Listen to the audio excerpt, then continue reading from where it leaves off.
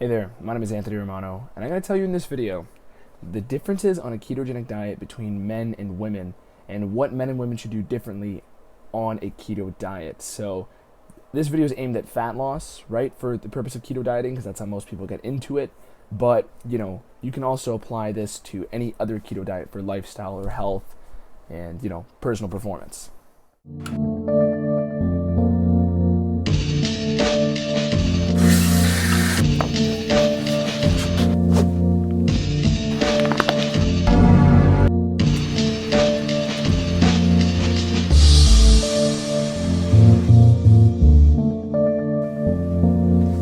So what do men and women need to do on keto differently? Before I get into that, I'm going to say one background detail you need to know, which is keto is not a high-fat diet or a low-protein diet. It's simply a low-carb diet. As soon as you drop those carbs and cut out the wrong kinds of carbs, you will be in a ketogenic state. This is why if you stop eating carbs, you'll be in keto, or if you stop eating food altogether, you will be on keto. See, when you're fasting, you're actually in a deeper state of ketosis, and you're not eating high fat or low protein, or you're not skyrocketing the amounts of fat. You're simply cutting out all food together, and this amplifies the effects of cutting out just the carbs. So there is an element of, boosting ketosis by, deepening calorie deficits and all those other things. But all you need to know is that keto equals no sugar. It doesn't equal high this, it doesn't equal low that, it doesn't equal this food or that food. It simply means no sugar, no carbs, okay? So you can get plenty of vegetables, plenty of fibrous carbs, but, it has to be in the right amount, the right type, okay? So bottom line, focus on cutting out the sugar. Now, men and women, what do they need to do differently on a ketogenic diet? Well, I've been doing keto for about 8 years and coaching people with this and helping people for free for many years. But the thing is, there are some main differences between men and women and what they should do on a practical level, okay? Men can generally get away with a lot more because there's less of a delicate balance in terms of hormonal dysregulation. So essentially, for men, right, the most common approach is this sort of 20% protein, 80% fat, right? This is also kind of wrong. It's not essentially what you need to do. This is all based on research that was performed in epileptic children. So for men, they can kind of get away with a macro range of as low as around, 60% fat. Realistically, I don't like pushing below 60% fat for anybody, but I've seen men get away with even lower than that, closer to 50% fat. And, like a 40% protein type thing. But that's very excessive, and I don't recommend that. You're going to be realistically not in a good balance of anything, and you're probably going to feel a little bit hungrier, getting a little bit of these sugar sensitivities because of the amount of gluconeogenesis going on from extra protein and not enough fat to slow the digestion, and blunt the insulin response. So essentially, for men, they can get away with lower amounts of fat, right, even to the point to a fault where it begins to kind of ruin their experience of the diet and realistically dampen their ketosis. Men can get away with that without, any sort of adrenal fatigue or anything. But this is often, ironically, where men will start to experience something like adrenal fatigue because they'll be jacking up the coffees, they'll be, increasing stimulant intake. All these other things come about when somebody is lowering the fuel source, okay? So for fat, it's your body's fuel source if you're on a keto diet. As I say in all my videos, your body doesn't care what its fuel source is, it just wants to know. So when you are in a low carb state, if you have a little bit of carbs, it's going to keep your body on that carb metabolism. And this is why people have shitty experiences of keto, because they simply did it wrong. They listened to that advice from somebody else on YouTube who's just trying to market to them, and they had an apple a day or something like this with fructose that ruined their experience and put them in the keto gray zone. Okay, another term I use. But the same thing applies for fat. If you are running on fat and you start to underserve yourself of your body's primary fuel at this point, you are not going to feel good. And you're going to have to compensate in some way by using other stimulants, which can then burn you out even more because you don't have enough of this energy. You're creating these volatile blood sugar spikes from having too much protein, excess. And overall, then you're going to be compensating in some way. So for men, keep it between, at the lowest 60%, fat, and at the highest of protein around 40. But I don't really like to push that. That's really for elite athletes, and that's not something you want to be hitting every day. Optimal split is going to be somewhere between, a 70-30 and an 80-20 macro ratio split. But there are some individual differences, and this is what I help work out with my clients. But on to women, okay? Because I kind of give you the gist for men, because there's a lot more they can get away with. Now for women, the primary and easiest way, because actually it's ironically easier to give recommendations for women in this case, because we know what is objectively going to mess with a lot of women. And what is going to mess with a lot of women is something that comes from the hypothalamic pituitary adrenal axis. So basically, how the regulation of hormonal production in your body. So for women, to make things simple, you never really want to push too low fat. That's essentially the main takeaway that will make everything easier for women, because when a woman has less fuel to make hormones, right? So in this case, that's going to be fat. And if she goes too low on fat, there's going to be less fuel to make, less cholesterol, less fuel to make hormones, from which point the adrenals are going to have to take over, and this is where cortisol will raise, and essentially there will be some hormonal problems. Now, this is not special and native to the keto diet. This is actually for any fat loss diet with women.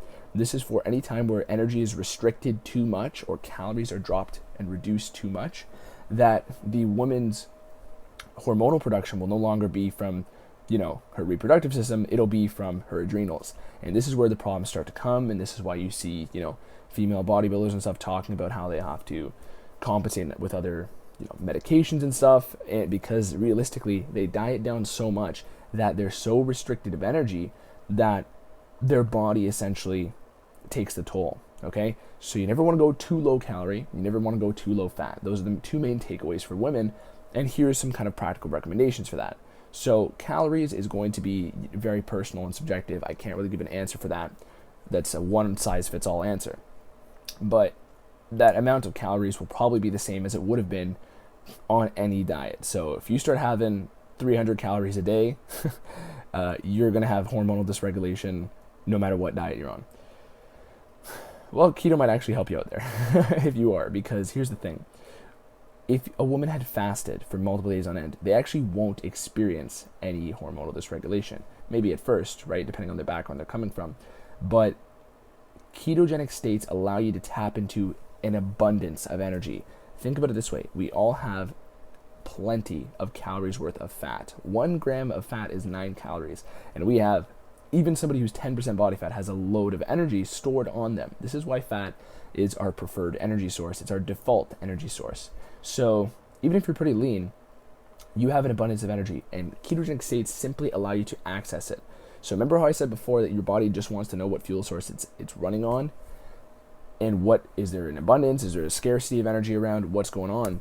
When you switch to that ketogenic metabolism through the example case of long-term fasting, you actually won't have as much hormonal dysregulation, especially it'll equalize after a few days, because your body now gets the message that we're running on this fuel and there's a shitload to work with. So even if you're lean. So that's why, calories is kind of in its own box, that if you're going to be eating food, right, which nobody's really doing prolonged fasting all the time. It's not everybody's go-to fat loss technique. But if you're like 90% of people who is eating something every day, don't lower the calories too low, okay? Keto can kind of take some of the weight off there because you're still at a higher rate of fat oxidation, about 2 times more at least for most people. But let's go over to fat as a macro now. The area that I recommend for most women is you're playing it very safe if you're hitting 70%.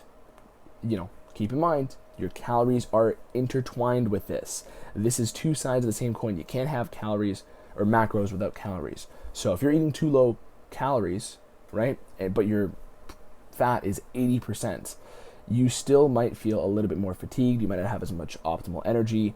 And men tend to be better at realizing this because there's less at stake, with hormonal cycles and whatnot. But essentially, they'll just say, oh, I feel like shit if I'm eating too few calories. Let's up this, okay? So for women, the main thing to keep in mind is, if your calories are too low, it can veto even the most high-fat macros, okay? Because fat is basically a tool to deepen ketosis. as far as it applies as a macro on a keto diet. So essentially, even if your macros are good, don't lower the calories too excessively. I never really recommend, more than 500 calorie deficit of your maintenance basal metabolic rate for women. But again, this is individual. Make sure you apply with caution for yourself. But when we're talking about the macros, 70% is a safe bet. I never like seeing women go below 60. In fact, never go below 60 if you're a woman. You can get closer in the 60s if you're a woman, that's fine, especially if your calories are higher. If you ate like an extra, 700 calories worth of food in a day and your macros are 60% fat and 30% protein, right? Then, and you're pretty much good. If you're even if you're at, 60% fat and, closer to the 40s of protein, if you ate many more calories worth of fat, then you're not going to have a problem for ketosis and as far as you feel hormonally. So this is the main issue for women hormonally.